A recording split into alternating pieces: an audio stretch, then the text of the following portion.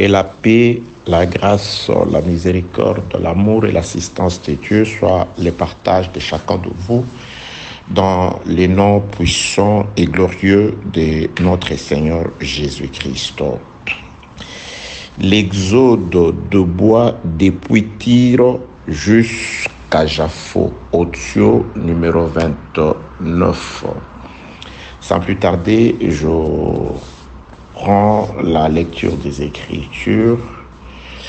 Je suis dans les livres des Chroniques. Nous prenons notre texte habituel, 2 Chroniques au chapitre 2e. Je commence la lecture au 3e verset où il est écrit: Salomon envoya dire à Huram, roi de Tyr: Fais pour moi comme tu as fait pour David, mon père, à qui tu as envoyé des cèdres afin qu'il se bâtisse une maison d'habitation. Voici, j'élève une maison au nom de l'Éternel mon Dieu pour la lui consacrer, pour brûler devant lui les parfums odoriférants, pour présenter continuellement les pains des propositions et pour offrir les holocaustes du matin et du soir, des sabbats, de nouvelles lunes et des fêtes de l'Éternel notre Dieu, suivant une loi perpétuelle pour Israël. Je saute pour atterrir au 8e verset. Envoie-moi aussi du Liban des bois de cèdre, des cypres et des santales, car je sais que tes serviteurs s'entendent à couper les bois du Liban. Voici, mes serviteurs seront avec le tien. Je termine la lecture au 16e verset où il est écrit: Et nous couperons des bois du Liban autant que tu en auras besoin. Nous te les expédierons par mer en radeau jusqu'à Jaffo, et tu le feras monter à Jérusalem. Parole du Seigneur. Très bien, très chers compatriotes, mes bien-aimés dans le Seigneur, une fois de plus, que la paix, la grâce, la miséricorde, l'assistance, l'amour et la bénédiction de Dieu soient votre partage au nom de Jésus-Christ. Ça fait depuis un temps que nous avons commencé avec cet enseignement, donc on en est au 29e audio. Si telle est aussi la volonté de Dieu, je crois, ça va être l'avant-dernier audio. Donc le dernier sera juste pour un rappel de tout ce qui a été dit pendant tout ce temps. Je crois que nous avons en tout cas passé beaucoup de mois par la grâce du Seigneur et nous avons été tous instruits d'une manière et d'une autre. Je voulais toujours déclarer, je suis en tout cas l'un des bénéficiaires, si ce n'est le premier, quand Dieu nous parle, m'utilisant. Ça c'est vrai, par l'Esprit du Seigneur, il m'arrive de me retrouver en train de dire des choses, je ne dirais pas qui m'étonnent, mais qui m'édifient aussi. Parce que j'ai toujours demandé à Dieu, en tout cas, pas de vous parler, mais de nous parler.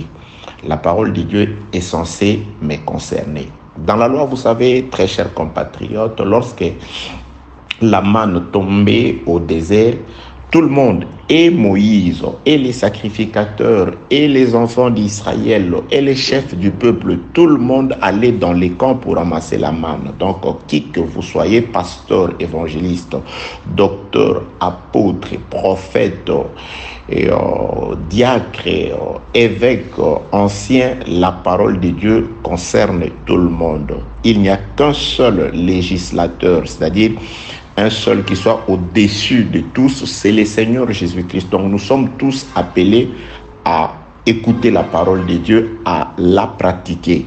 Car nous ne serons pas sauvés par rapport à nos titres respectifs, mais nous serons sauvés comme des enfants de Dieu. C'est-à-dire, Dieu nous jugera par rapport à la façon dont nous avons servi et par rapport à la parole de Dieu.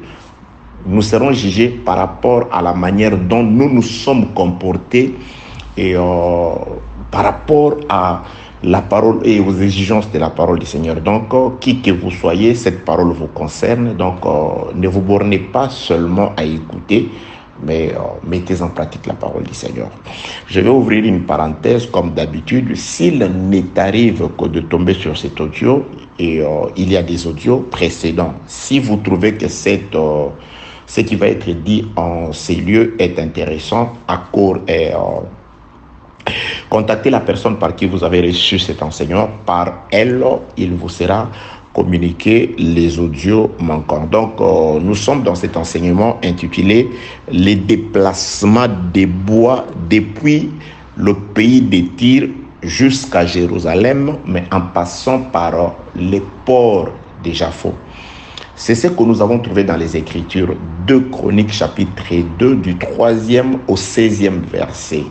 C'est dans cette tranche des Écritures que nous avons en tout cas soutiré ce texte. De quoi s'agit-il? Il s'agit du roi Salomon qui était révélé par Dieu, poussé par son père David, de manière à ce qu'il puisse construire un temple pour l'Éternel Dieu à Jérusalem.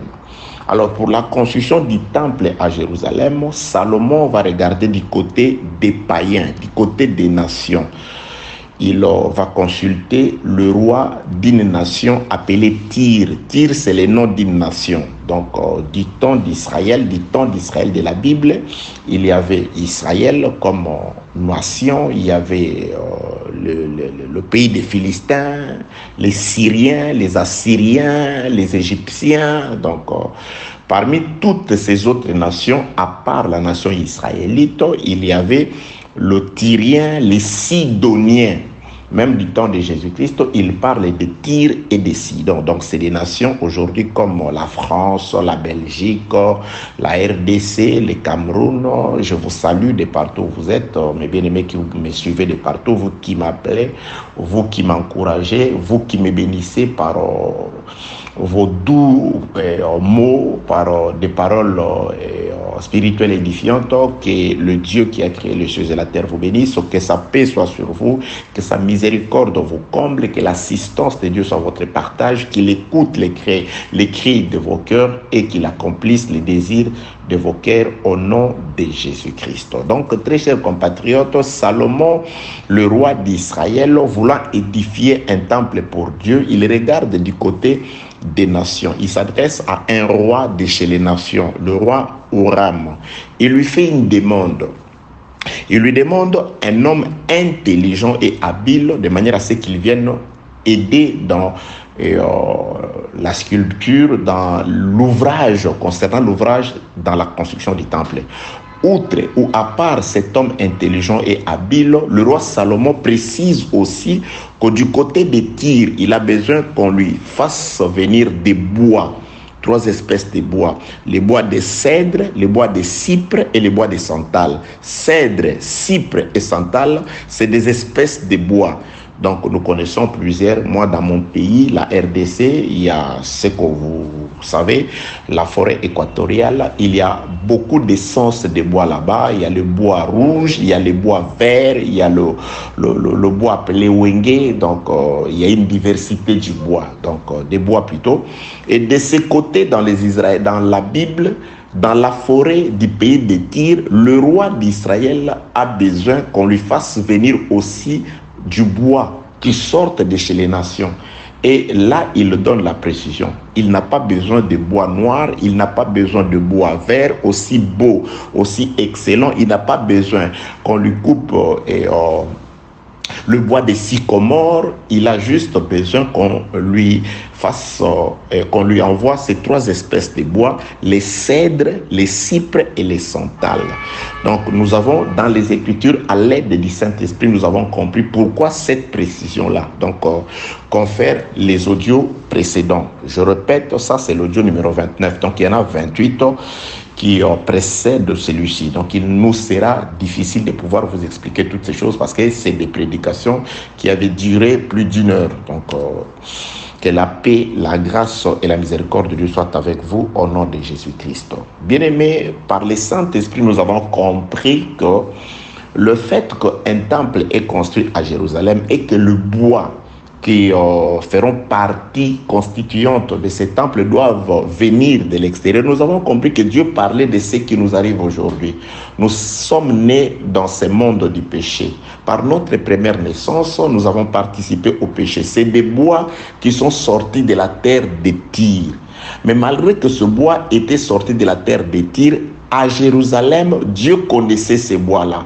Dieu avait déjà prévu dans son livre qu'à un moment donné, il aurait besoin de ces bois-là. Bien aimé, nous sommes nés dans nos familles différentes, dans différents pays. Vous m'appelez de partout, je bénis Dieu pour ça. J'ai des frères partout éparpillés sur la terre, dans le monde. Je bénis Dieu pour ça. Vous êtes partout, nous sommes tous nés là-bas, loin de la face du Seigneur, dans le péché, lors de notre première naissance, la naissance par laquelle nous appartenions à nos pays respectifs. Les uns sont français, les autres allemands, il y a de Belges, il y a des Congolais, des Camerounais, des Ivoiriens, il y a des Togolais. Ça, c'est la première naissance. Elle nous a différenciés. Et même au Togo, vous n'êtes pas tous de même tribu, des mêmes ethnies. Voilà la différence lors de la première naissance. Mais il se passe qu'on nous attend quelque part à Jérusalem. Donc, la première naissance, c'est celle qui nous a éloignés de Dieu. Nous sommes nés à Tyr. Nous sommes comme des bois que nous trouvions autrefois sur la terre païenne de Tyr. Mais le roi des rois, le véritable Salomon, selon que Jésus-Christ dit, il y a ici plus que Salomon. Jésus-Christ veut que nous puissions laisser la terre de Tyr, laisser tout ce qui appartient à la première naissance, le comportement ancien, la vie ancienne, tout ce que nous faisions avant de connaître le Seigneur, parce que nous sommes attendus à Jérusalem. De même que le bois était attendu à Jérusalem pour former les temples, Dieu nous attend aussi dans son royaume, bien-aimés dans le Seigneur. Quel que soit ce que nous sommes sur la terre, quel que soit ce que nous possédons, peu importe la gloire que tu as, l'argent que tu as, les faveurs que tu as, la grâce, tu n'es comparable qu'au bois sur la terre de Tyr, sur la terre païenne de Tyr. Si tu es un élu de Dieu et que Dieu te connaît et que ton nom figure dans les livres de vie, un jour, Dieu t'appellera à laisser ce monde de manière à ce que tu commences les voyages vers Jérusalem où il t'attend pour constituer le véritable temple spirituel de l'Éternel. Que la paix, la grâce, la miséricorde, l'amour, l'assistance, la bénédiction de Dieu soit sur vous au nom de Jésus-Christ. Que le Saint-Esprit vous éclaire.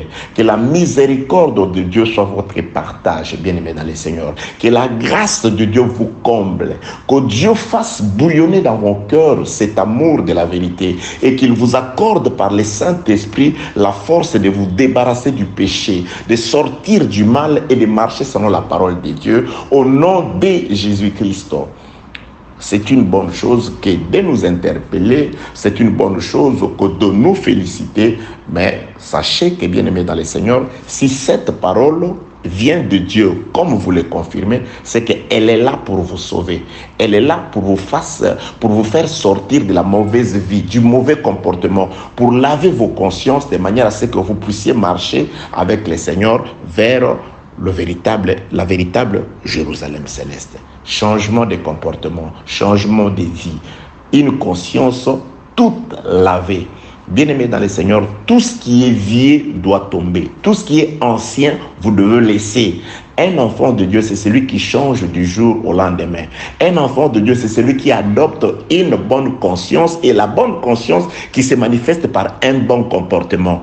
Un enfant de Dieu, c'est un ambassadeur du ciel sur la terre. Là où tu es, dans ta maison, dans ta famille, dans ton lieu de travail, partout, là où tu fréquentes, ton école, ton institut, ton université, les gens doivent se rendre compte que tu es la lumière, bien-aimé dans le Seigneur. Jésus-Christ dit à ses disciples que vous êtes une ville qui est construite sur une montagne.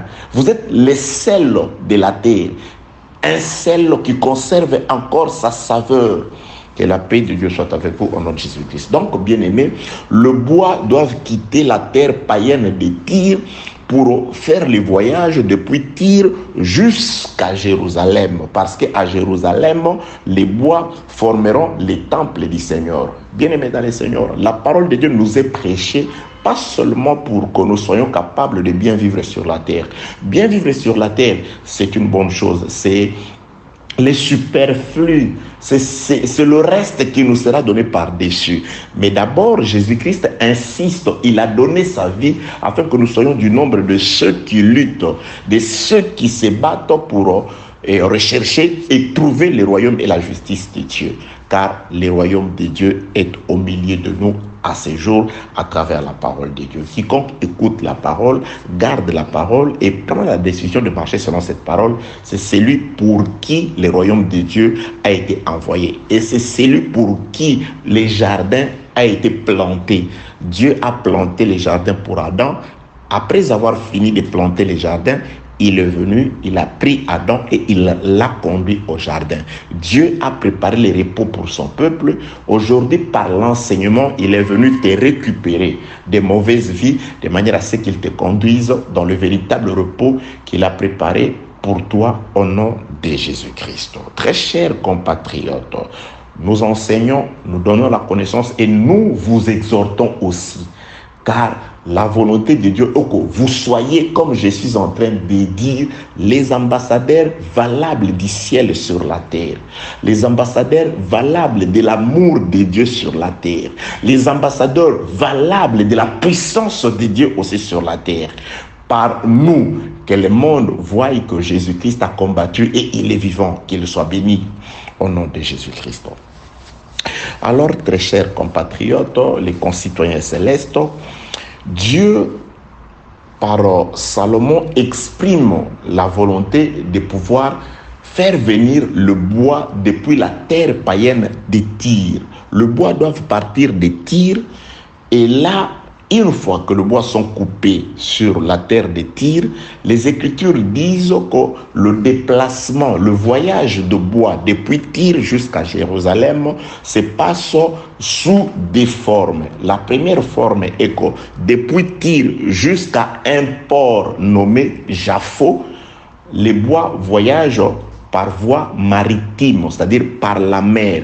Le roi de Tyr dit, nous couperons des bois pour toi autant que tu en auras besoin et nous te les expédierons par mer, par voie maritime, depuis le pays de Tyr jusqu'au port de Jaffo.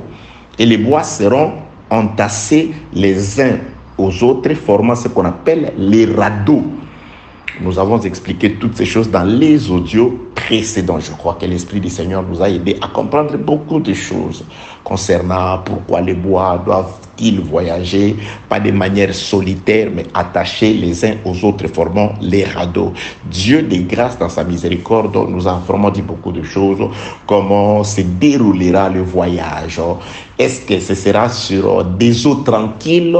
Le bois dans la mer rencontreront-ils des obstacles? Nous avons étudié grâce à Dieu toutes ces choses. Quels sont les obstacles auxquels seront butés les bois une fois dans la mer? En tout cas, je vous conseille de pouvoir entrer en contact avec nous de manière à ce que vous puissiez avoir les audios précédents ou passer directement sur YouTube à taper tout simplement Apôtre Blanchard Ingala. En tout cas, il y a beaucoup d'enseignements qui vous seront d'une utilité, je crois, et très positive.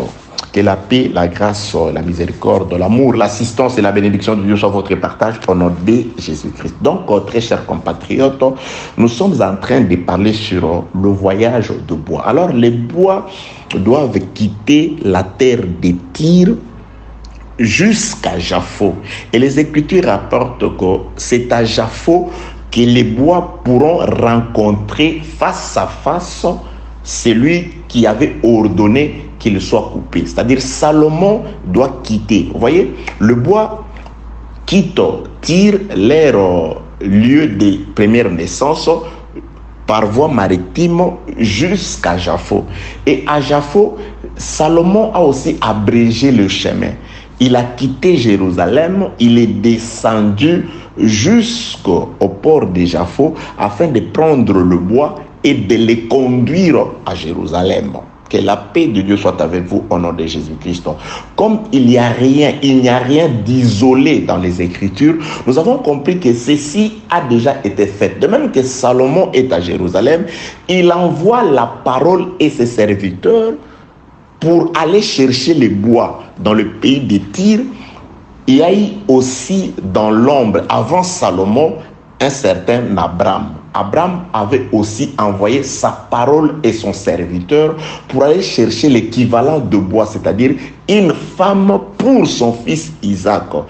Il a dépêché les plus anciens de sa maison. Il lui a tout donné de manière à ce qu'il descende dans sa ville, dans sa patrie, là qu'il aille chercher une femme pour son fils. Il a dit: jure que tu n'amèneras pas mon fils dans le voyage. Bien-aimés dans le Seigneur, nous sommes au temps où Jésus-Christ nous attend quelque part. Il y a juste tout ce dont il faut pour nous convaincre que le Seigneur, il est capable de pouvoir nous prendre et prendre soin de nous. Il nous attend quelque part. Nous sommes autant de serviteurs.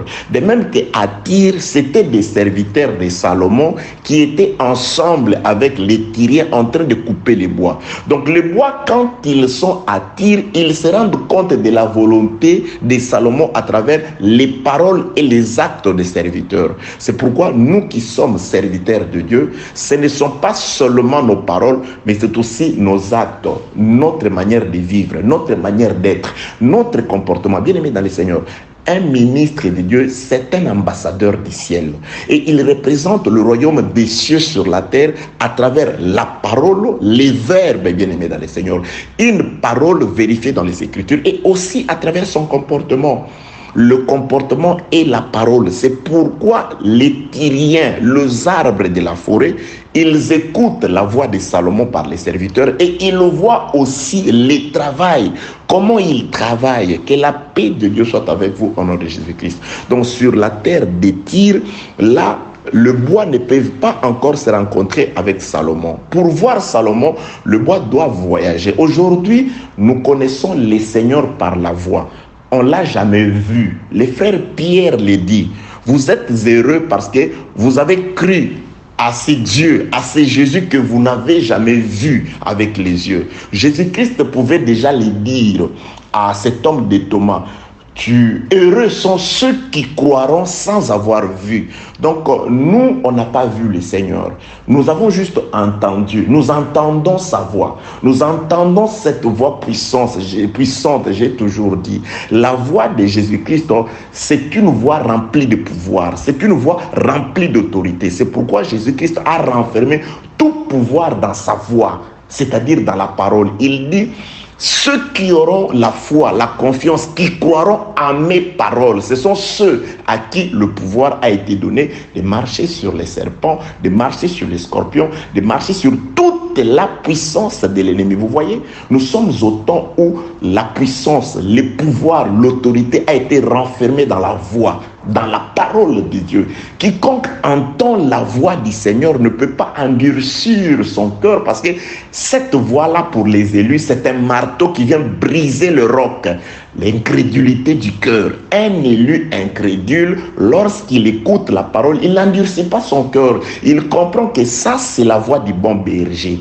Parce que dans les livres de Jean, chapitre 10, il avait déclaré: je connais mes brebis et mes brebis me connaissent. Elles entendent ma voix et elles me suivent. Mes brebis ne confondront jamais ma voix avec celle d'un mercenaire. Vous voyez, bien-aimés dans le Seigneur, nous sommes au temps de la voix. C'est pourquoi je me réjouis du fait que Dieu a disposé des voix pour vous parler.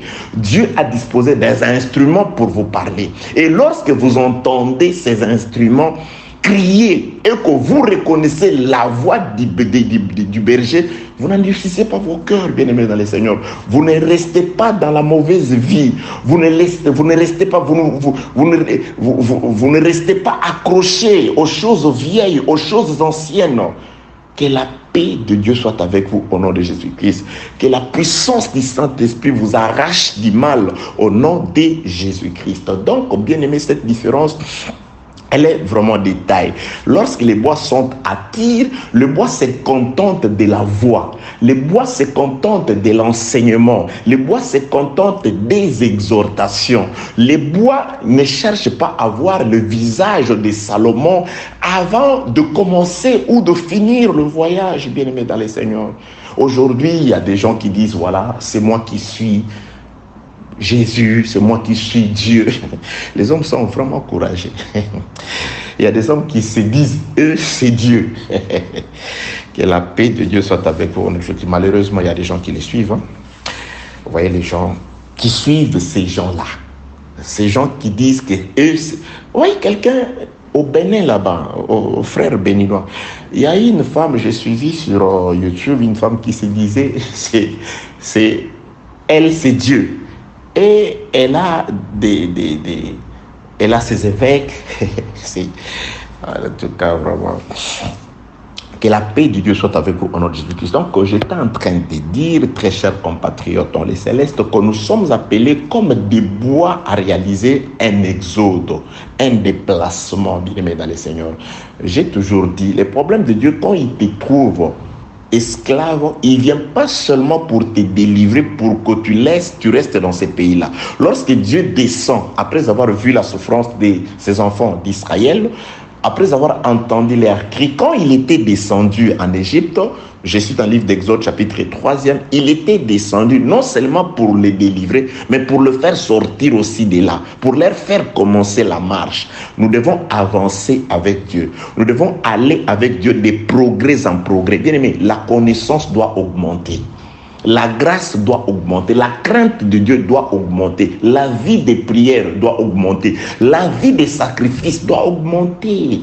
Je souhaite que tu prospères à tous égards, que tu sois à bonne santé, mais comme prospère l'état de ton âme, qu'est-ce qui fait prospérer l'âme? N'est-ce pas la parole? N'est-ce pas la prière? N'est-ce pas la crainte de Dieu? N'est-ce pas le respect absolu des Écritures? Vous voyez, bien-aimés dans les Seigneurs. Donc la prospérité matérielle, financière et dont nous avons besoin a pour échelle de mesures de valeurs, c'est la prospérité de l'âme. Vous voyez? Paix de Dieu sur vous au nom de Jésus-Christ. Donc le bois se déplaçant depuis Tyr jusqu'à Jaffo par la voie maritime. On a déjà parlé de toutes ces choses.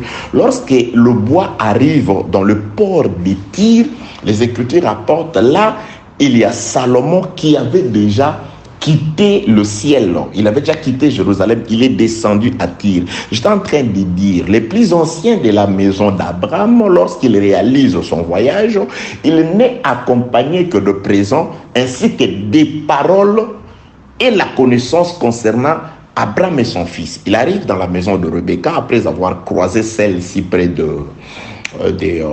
la source. Quand il arrive, le plus ancien, dans la maison de Rebecca, qu'est-ce qu'il fait? Il expose concernant la connaissance qu'il avait d'Abraham, d'Isaac, de Jacob, ainsi que de la richesse, de la gloire et de l'âge d'Abraham. Et là, il va toucher le cœur de Rebecca. Rebecca va accepter de suivre ces derniers vers l'inconnu. Bien aimé, ce qui a séduit le cœur de Rebecca, c'était des paroles. C'était ce qu'on lui a rapporté concernant son mari, sa famille. Cher prédicateur, ce qui peut convaincre l'épouse, les fidèles pour abandonner la mauvaise vie, c'est aussi votre façon d'exposer concernant le royaume des cieux. Il y a des gens qui parlent tellement mal des Écritures que cela ne donne pas aux gens le goût de pouvoir laisser le monde. Vous voyez Rebecca n'avait jamais vu Abraham. Il n'avait jamais vu Isaac. Elle ne connaissait rien de tout ce qui appartenait à cette famille-là. Mais après avoir écouté les serviteurs qui étaient sortis de la maison d'Abraham, elle s'est dit non, je suis pressée de suivre cet homme-là. C'est-à-dire, elle a accepté d'abandonner sa famille, sa maison, tous là où elle est née, elle a grandi, ses amis, à cause du verbe, à cause de la parole du serviteur. Ô serviteur de Dieu, priez le Seigneur que Dieu vous accorde un bon verbe, que Dieu vous accorde une bonne expression aussi, que Dieu vous accorde le Saint-Esprit, de manière à ce que quand vous allez ouvrir la bouche, que ce ne soit pas pour qu'on parle de vous, que ce ne soit pas pour exposer votre connaissance, que ce ne soit pas pour exposer votre salut, mais qu'on entende plutôt des oracles de Dieu, qu'on entende plutôt des actions de grâce, qu'on l'épouse comme Rebecca, que le peuple qui t'entende comme Rebecca se dise non, j'accepte de tout abandonner. Ce qui était pour moi comme un privilège, comme un gain, j'accepte à cause de cet évangile, à cause de ce que je viens d'écouter, de le regarder comme de la boue. Je laisse, j'abandonne, je renonce à la mauvaise vie, je renonce à l'impudicité, je renonce à l'adultère, je renonce à la malhonnêteté. Bien aimé, c'est la parole qui doit convaincre. L'arme que Dieu nous a donnée à ces temps, c'est la parole. L'épée que nous utilisons pour faire la guerre, pour reconquérir le territoire du Seigneur, les hommes du Seigneur, les fils d'Adam dans la perdition. L'épée, c'est la parole, très chers compatriotes. C'est pourquoi vous qui avez été réellement appelés au ministère de la parole, exercez votre ministère de manière à ce qu'il soit un ministère qui fasse réaliser l'exode au peuple de Dieu. Un ministère qui transforme, un ministère bien aimé, qui élève le peuple sur la montagne, que le peuple devienne une ville édifiée sur la montagne. Paix de Dieu sur vous au nom de Jésus-Christ.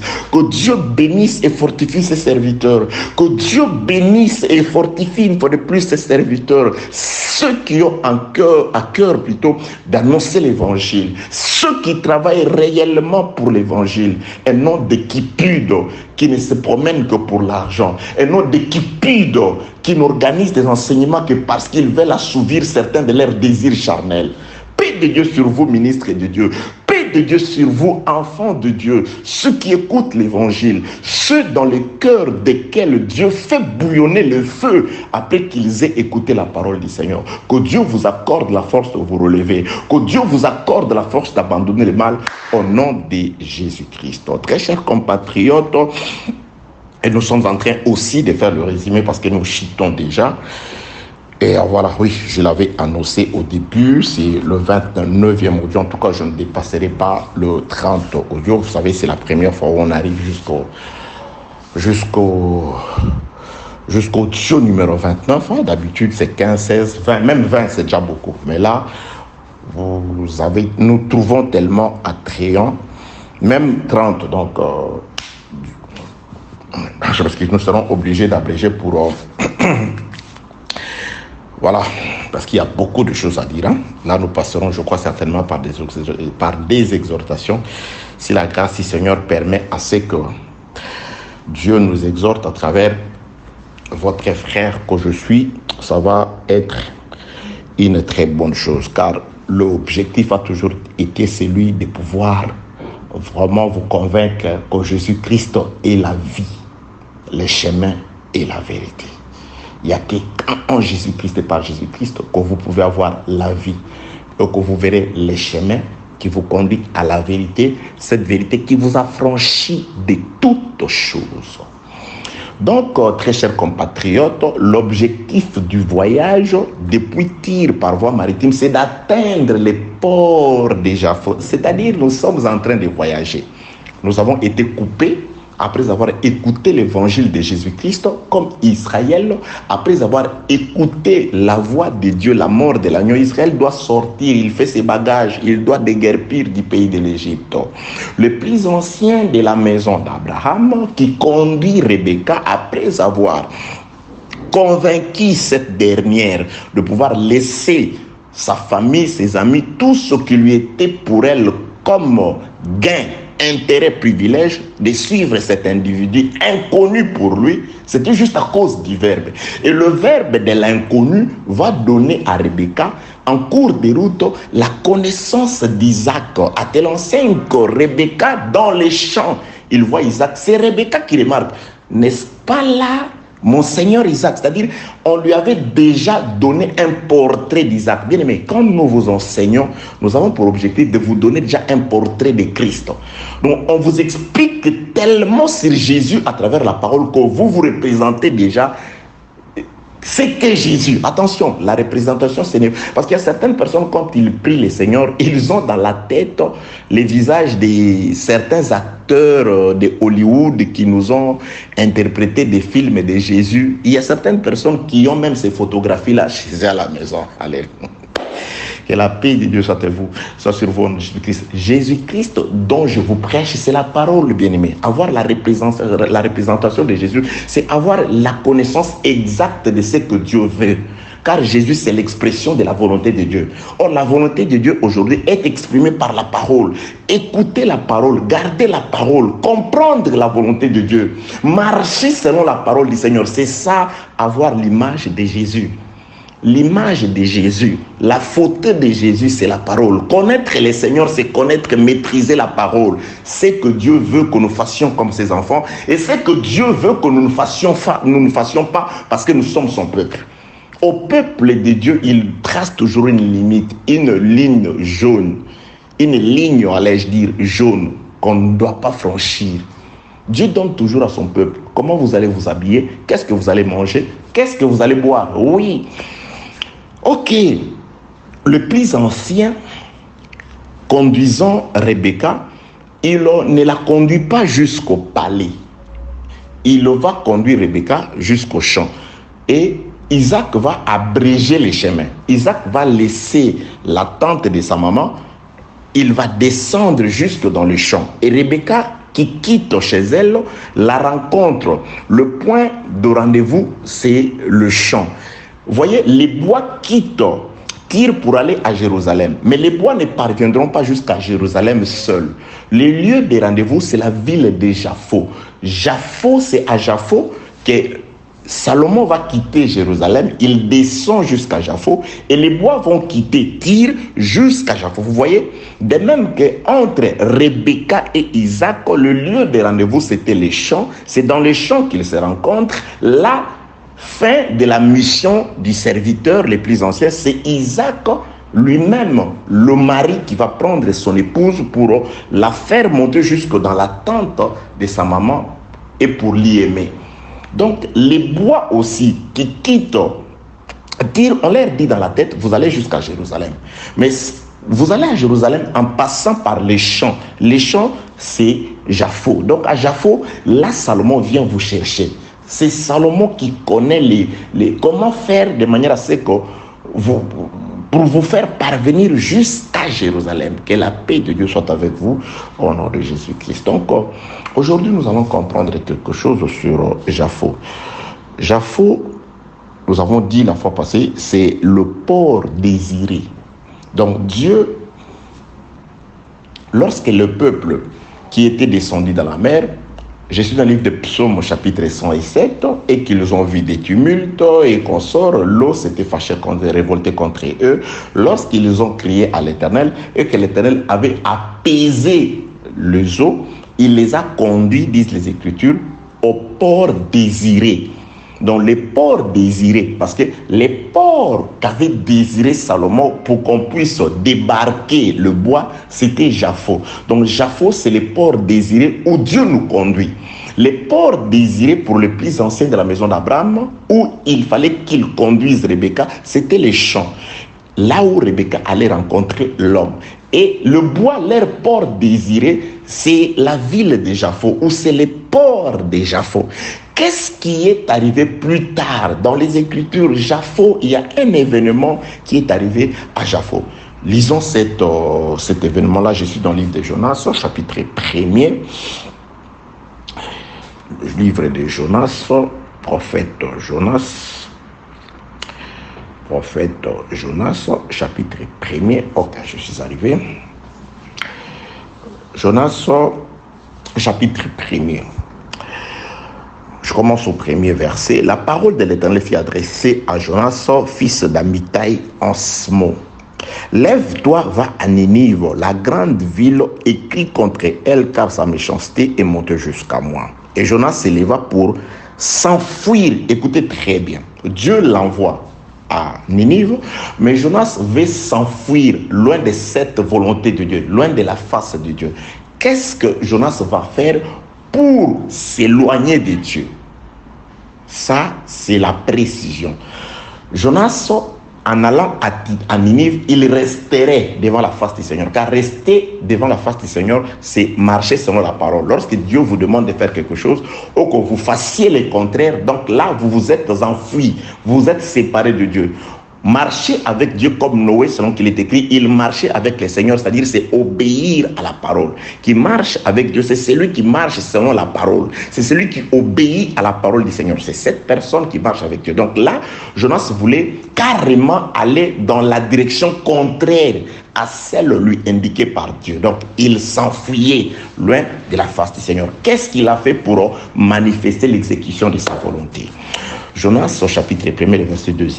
Jonas s'éleva pour s'enfuir à Tarsis, loin de la face de l'Éternel. Il descendit à Jaffo. Vous voyez? Pour fuir. Alléluia, Dieu merveilleux. Pour fuir, pour s'éloigner de Dieu, Jonas a utilisé Jaffo. Mais maintenant, Salomon, pour rapprocher les bois de lui, il utilise les mêmes ports. Ça veut dire quoi? Dieu est merveilleux. Alléluia. Je nous ai toujours dit, bien-aimés dans le Seigneur, celui que Dieu aime, il lui donne l'oreille pour écouter et il lui donne les yeux pour voir. Jésus-Christ pouvait dire, heureux sont vos oreilles de ce qu'elles entendent. Car plusieurs ont cherché à entendre les choses que vous êtes en train d'entendre. Ils ne l'ont pas entendu. Heureux sont vos yeux à cause de ce qu'ils voient. Car plusieurs des grands, des rois ont cherché à voir ce que vous voyez. Le livre de Proverbes avait déjà dit, l'œil qui voit et l'oreille qui entend. L'œil qui voit Dieu dans les Écritures et l'oreille qui entend la voix du Seigneur. L'oreille qui entend les paroles de la lecture du livre que le Seigneur lit. Vous êtes bien heureux, bien-aimés dans le Seigneur. Dieu vous aime. Il nous a aimés. Il nous a aidés à le voir dans les Écritures, à comprendre sa pensée dans les Écritures. Car ce qui est écrit cache la pensée salutaire de Dieu. La pensée salvatrice de Dieu est cachée dans ce qui est écrit. Alléluia. Dieu est glorieux. Jonas chapitre 1, le verset 2. Et Jonas s'éleva pour s'enfuir à Tarsis, loin de la face de l'Éternel. Il descendit à Jaffo et il trouva un navire qui allait à Tarsis. Il paya les prix du transport. Entre guillemets, Jonas paya les prix. C'est très important. Il paya les prix du transport et il s'embarqua pour aller avec le passager à Tarsis, loin de la face du Seigneur. Résumé, je suis allé là-bas juste pour nous chercher une petite clé.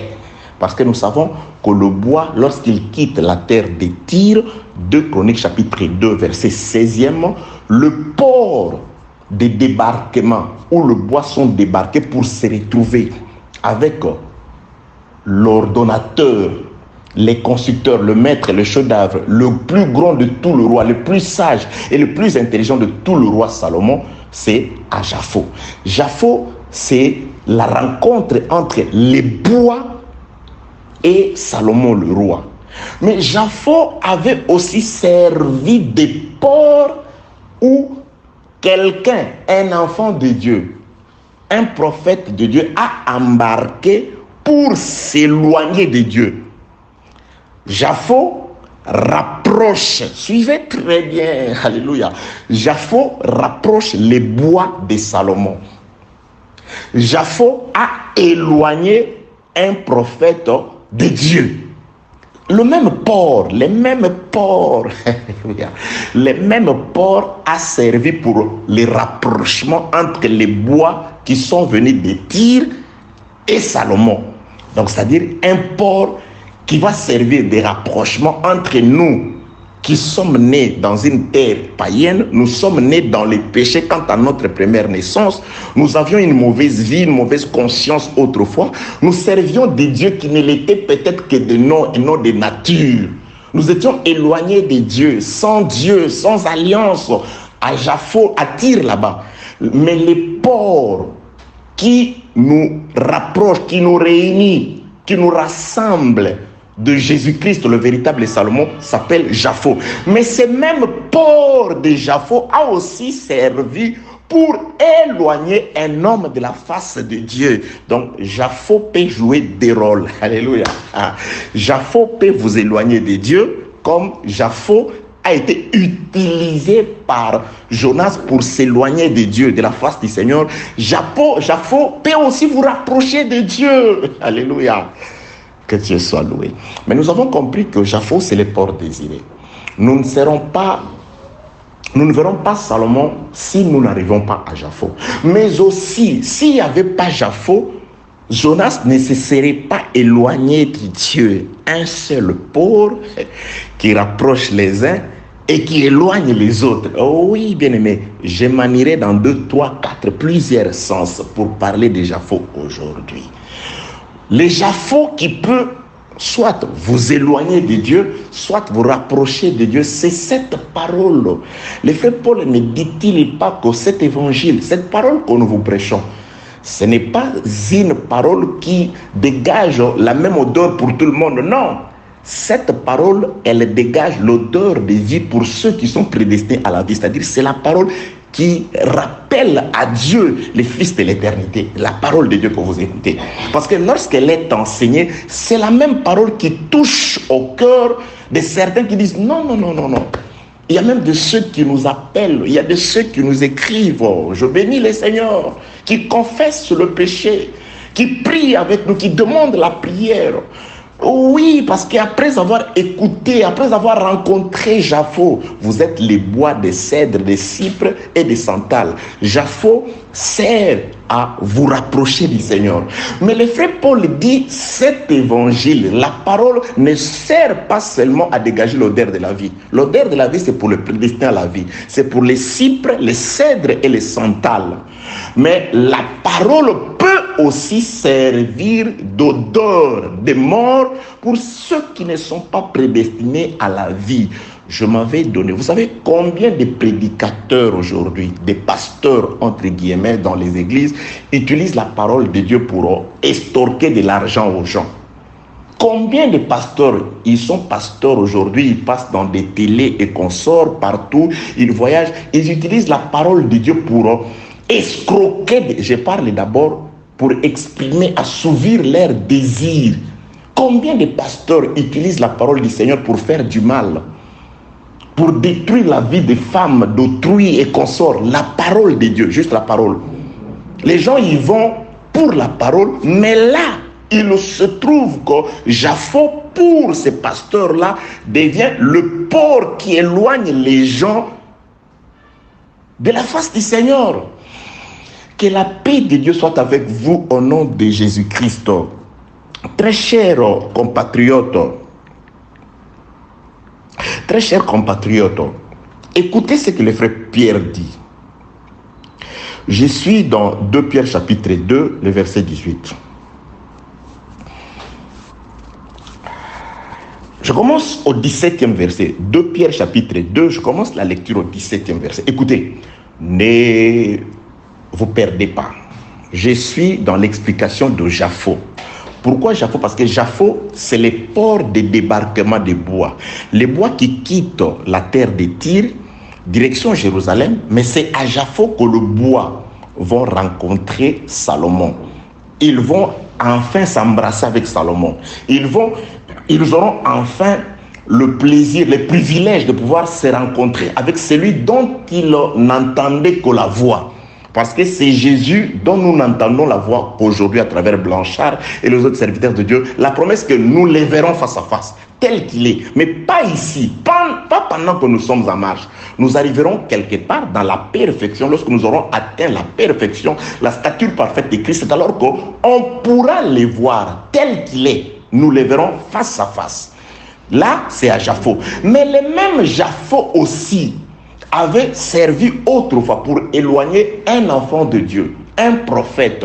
Il était dans la face du Seigneur. Dieu lui a montré la voie à suivre. Il dit non, je vais me détourner de cette voie. Il utilise toujours Japhos. À Japhos, il va prendre un navire, il va payer et par Japhos, il s'éloigne de Dieu.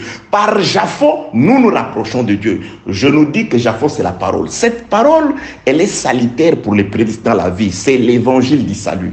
Nous l'utilisons à bon escient pour vous amener à Christ, pour vous aider à connaître la volonté de votre Dieu, pour vous aider à embrasser Dieu, pour vous aider à retourner au point initial, c'est-à-dire dans les jardins que Dieu avait plantés pour vous. où nous avions autrefois l'autorité, le pouvoir, nous régnions sur les oiseaux, sur les bêtes, sur les poissons de la mer, nous avions la couronne sur la tête, nous étions un roi. La parole par Japhos, comme Japhos, nous ramène à la rencontre avec l'époux. La même parole éloignera aussi, est en train d'éloigner et avait éloigné certaines personnes. Judas Iscariote, n'eût été que Jésus-Christ l'avait rapproché de lui. Comment aurait-il fait pour vendre les seigneurs? Jésus-Christ les a tous appelés. Pour les autres, c'était pour les fortifier. Mais pour Judas, c'était Dieu lui a donné une occasion de pouvoir pécher. C'est-à-dire, il a vendu les seigneurs tout simplement parce qu'il a été rapproché du Seigneur. Oui, il y a certaines personnes, ils sont des Judas des temps modernes. Ils sont dans la parole, ils utilisent cette parole pour un gain lucratif. De même que Judas a échangé Jésus contre de l'argent, et aussi, ils vendent la parole. Ils se promènent partout sur la terre, font des enseignements, ils vendent la parole. C'est des vendeurs. Des Judas Iscariote des temps modernes. Oui, c'était l'argent. La Bible déclare que c'était un voleur. Il aimait tellement l'argent et que lui détenait la bourse. Il volait déjà. Tellement que c'était un voleur incupide. Il aime l'argent. Il est allé jusqu'à vendre la parole. Les mêmes actes aujourd'hui. Il y a des personnes qui vendent la parole.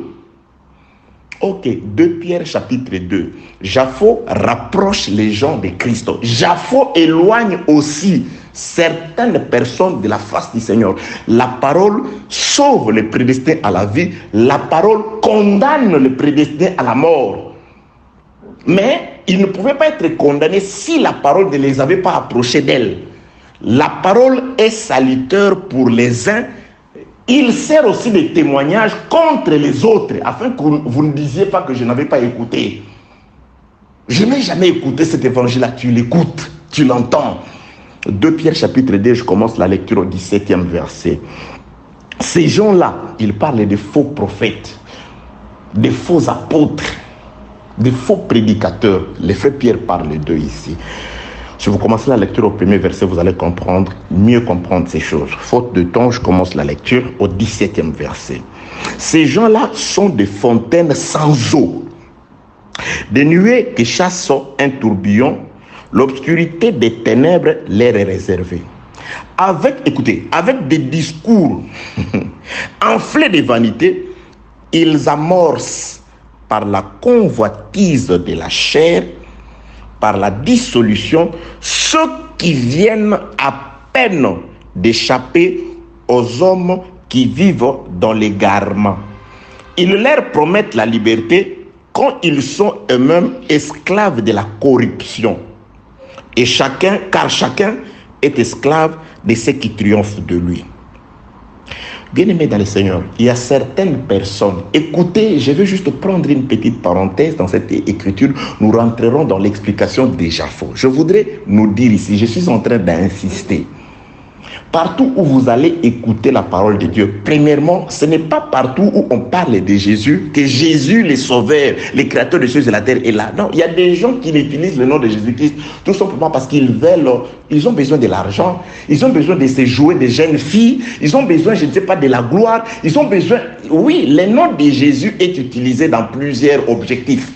Tous n'utilisent pas le nom de Jésus réellement pour sauver. Il y a des ouvriers menteurs. D'ailleurs, la plupart, c'est des menteurs, c'est des escrocs, c'est des malhonnêtes aujourd'hui. Aujourd'hui, dans certaines villes, le nom du Seigneur est offensé parce qu'il y a beaucoup trop de faux que de vrais. À tel enseigne que certaines personnes ne croient même plus que le vrai existe. Ah, ceux-là aussi sont aveuglés par le diable. Ces gens-là sont de, verset 17, c'est des fontaines sans eau, des nuées qui chassent un tourbillon, l'obscurité des ténèbres leur est réservée. Avec des discours enflés de vanité, ils amorcent, écoutez, ces faux prédicateurs-là amorcent par la convoitise de la chair, par la dissolution, ceux qui viennent à peine d'échapper aux hommes qui vivent dans l'égarement. C'est-à-dire, il y a des gens qui ont pris la décision d'échapper aux gens qui vivent dans l'égarement. C'est-à-dire, il est dans une maison, où il menait une vie qui n'était pas juste devant le Seigneur. La personne prend la décision de dire non, je vais changer. Il veut échapper aux hommes qui vivent dans les désordres. Il dit non, je vais changer. Mais la décision qu'il prend de changer, il va tomber entre les mains d'un de ces charlatans. Vous voyez, ils amorcent par la convoitise de la chair, par des dissolutions, ceux qui viennent à peine d'échapper aux hommes qui vivent dans le désert. C'est-à-dire, quelqu'un prend la décision, dit non, je vais changer. Je vais abandonner la mauvaise vie. Il va tomber dans cette église-là, entre guillemets, cette église-là, dans ces trucs-là appelés abusivement église. Et il va tomber entre les mains d'un de ces charnels-là, ces hommes charnels-là, et il y a des églises comme ça. Quelqu'un, il dit non, je me sens pas bien, je suis malade, ou je sais pas, j'ai des envoûtements comme ça. Il va dans l'église. Les pasteurs, au lieu de lui parler de Christ, de prier pour lui, commence d'abord, non, tu vois, dans ta famille, il faut te séparer de ta maman, il faut te séparer de ton oncle. Il commence à lui parler, c'est-à-dire un message de dissolution, des prophéties qui n'édifient pas, bien au contraire, qui détruisent, qui séparent. Ok, bien-aimé dans le Seigneur. Je suis arrivé ici pour nous dire de faire attention. Japhot, la parole de Dieu. Oui, pour les enfants de Dieu, gloire à Dieu. Vous recevez l'évangile du salut. Vous recevez la parole du Seigneur. Japhot vous rapproche de Dieu. Japhot vous rapproche de Jésus. Mais pour certaines personnes, le même port de Japhot vous éloigne de Dieu, vous éloigne de la face de Dieu. Japhot a rapproché les bois de Salomon. Japhot a éloigné Jonas de la face de Dieu. La même parole. Jésus-Christ a rapproché 12 disciples, 11 disciples ont été rapprochés pour l'évangile. Un seul disciple, l'évangile a été le moyen pour lui de s'exercer, de s'adonner à son commerce jusqu'à ce qu'il périsse. Le Judas, ils sont nombreux, les Judas, des Cupides. Il commence un enseignement lundi, vendredi, il parle de Christ. Samedi, il commence à changer parce qu'il va finir dimanche. Il se prépare son terrain. Comment il va manipuler le cœur de gens afin d'assouvir son désir de cupidité, de manipulateur. Ils sont prêts à tout pour l'argent. Ils sont prêts à tout pour la gloire. Ils sont prêts à tout pour qu'ils soient élevés. Ils sont prêts à tout pour qu'on parle d'eux. Ils sont prêts à tout pour qu'ils soient invités par les instances des pays, la présidence. Ils sont prêts à tout. Que la paix de Dieu soit avec vous au nom de Jésus-Christ. Donc, bien-aimés dans le Seigneur, Japhot, c'est la parole, c'est Christ. En Christ, dans la parole, nous nous rapprochons. La parole nous rapproche de celui qui a dit « Je serai à vous jusqu'à la fin du monde ». Et Japhot, c'est la même parole aujourd'hui. L'instrument utilisé par le malin aujourd'hui pour détourner les enfants de Dieu, c'est la parole. Je vous parle de Japhot. Je vous parlerai de Japhot. Encore, aujourd'hui, je ne peux aborder que le premier aspect. Japhot comme le port qui éloigne. Le même Japhot, c'est aussi le port qui rapproche. Dieu avait son assemblée. Il y avait plusieurs. Tout le monde priait dans cette assemblée-là. Tout le monde, bien aimé, toute la terre priait dans cette assemblée. L'assemblée de Dieu, toute la terre, il n'y avait personne. Toute la terre. Tous les hommes de la terre, c'est l'église d'Adam, parce que nous étions tous en Adam, même nous qui n'étions pas là physiquement. Quand Dieu a créé Adam, quand il l'a formé, il nous a aussi formés. Donc la manifestation est venue après un temps, c'est dans les temps, il y a des choses comme ça. Dieu t'a béni déjà, donc tu attends la manifestation. Dieu, quand il crée Adam, il l'avait déjà béni de plusieurs enfants. Il fallait le temps pour que s'accomplisse cette bénédiction. Quand je te parle et que tu acceptes cette parole, tu prends la décision de pouvoir te séparer de la mauvaise vie. La parole de Dieu te bénit déjà au nom de Jésus. Là où tu es, reconnais-toi béni au nom de Jésus. Sois patient. Tu verras la manifestation après. C'est comme Adam. Dieu le crée, il lui donne déjà plusieurs enfants. Il lui donne déjà une femme qui est en son intérieur. Il suffisait d'un temps. Dieu dit, bon, le temps est venu pour moi de faire sortir la femme. Après, Dieu dit, bon, le temps vient pour faire donner des enfants. Donc, la bénédiction, quand Dieu te parle, quand la parole t'arrive, la bénédiction est là. Quand tu reçois la parole, la bénédiction est là. Attends le temps. Ça, je prophétise sur toi. Au nom de Jésus, attends le temps. Tu verras. Attends le temps de Dieu. Mais la bénédiction est là. Cette parole est remplie de bénédictions. Parce que c'est une parole vraie. C'est une parole inspirée de Dieu pour te bénir, pour te fortifier. Afin que le monde sache que par la parole aujourd'hui, le Fils de l'homme a le pouvoir de pardonner les péchés. C'est pourquoi il te dit, relève-toi au nom de Jésus. Dieu dans son assemblée avec toute la terre, tous les hommes, il prêche. Dieu prêche dans son assemblée. Il prêche à Adam. Adam, tu vois ce que tu manges, ça. Il lui montre un arbre. Il dit, ça, l'enseignement de Dieu chez Adam, ce jour-là, il a intitulé l'arbre de la connaissance du bien et du mal. Il dit, cet arbre-là, tu ne manges pas. Il lui donne des conséquences spirituelles d'abord de l'arbre. Quand tu manges, si tu manges, tu meurs. Le prédicateur sort. Un autre prédicateur arrive quelque temps après. Il trouve Adam, il trouve aussi une femme.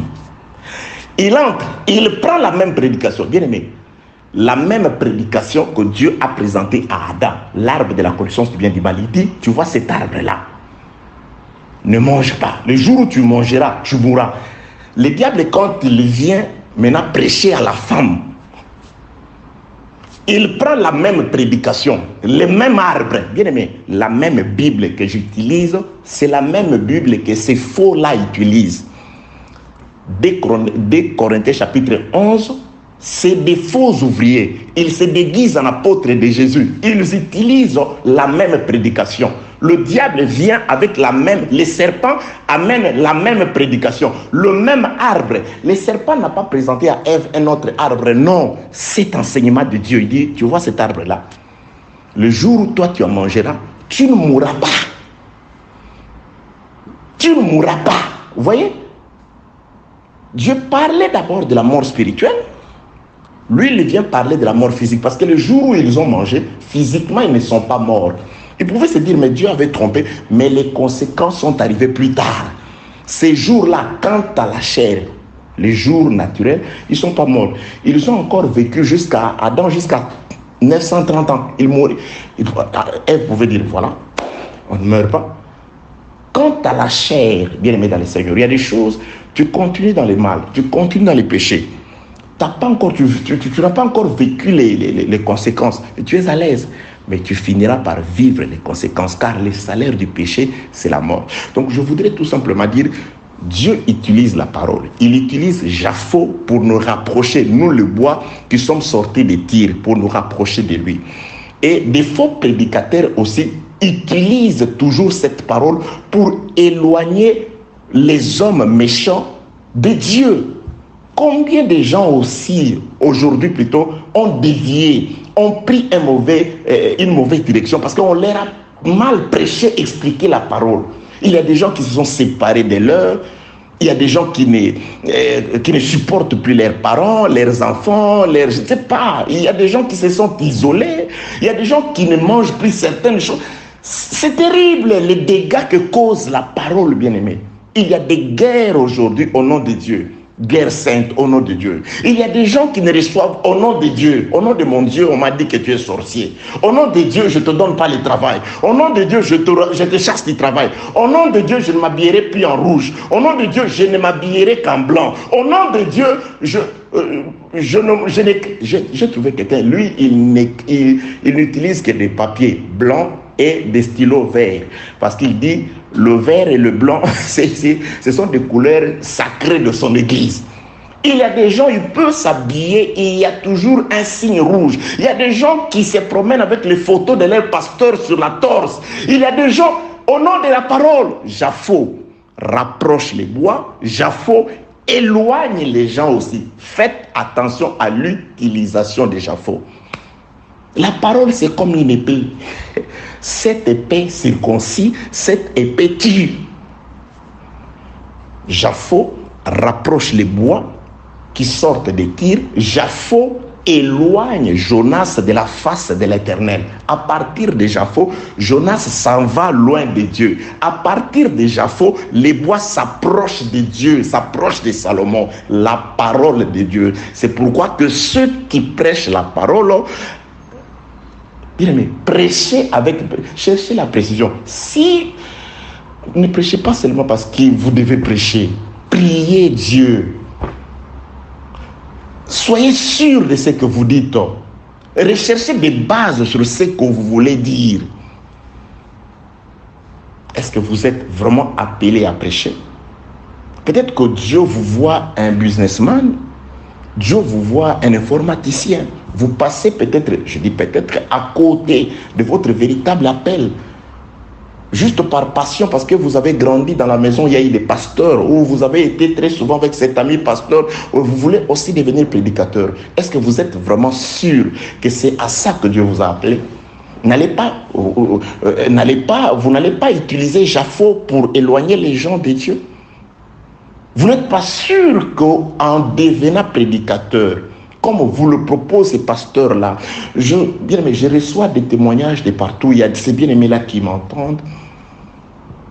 Un enfant, quelqu'un, un frère qui s'est converti 2-3 mois après, le pasteur vient, entre guillemets, il fait de ce frère-là un docteur. Après, il m'a dit, apôtre, je ne comprends pas. Le docteur, c'est quoi son travail? Qu'est-ce que je suis? Qu'est-ce que je suis censé faire? Je lui dis, n'accepte pas. N'accepte pas, c'est du poison. Vous donnez des responsabilités à des enfants. Vous donnez des responsabilités à des personnes qui ne sont même pas capables, qui n'ont pas de jambes à fermer. Lui déjà, il n'est pas capable. Vous avez un frère, entre guillemets, ce que vous appelez disciple. Il est encore disciple. Il n'est pas encore appelé au ministère. Je ne sais pas, vous n'avez pas encore confirmé le ministère. C'est déjà un impidique de talent, de taille. Il tombe, il se relève, il n'a pas les jambes à fermer. Mais entre-temps, vous lui imposez les mains pour qu'il devienne pasteur. Vous voyez l'arme que vous remettez entre les mains de certains circoncis pour tuer les gens. Vous voyez les dégâts que vous faites aujourd'hui?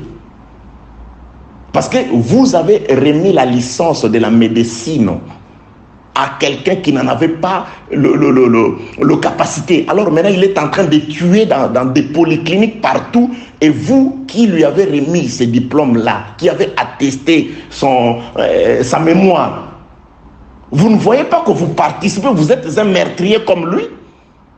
Faites attention dans cette histoire d'imposition des mains au ministère, bien-aimés dans le Seigneur. Que la paix de Dieu soit avec vous au nom de Jésus-Christ. Travaillez avec crainte et tremblement. Parce que Japhot rapproche les bois. Japhot peut aussi être mal utilisé afin d'éloigner certaines personnes de Dieu. Pour aujourd'hui, que celui qui a créé les cieux et la terre vous bénisse au nom de Jésus-Christ.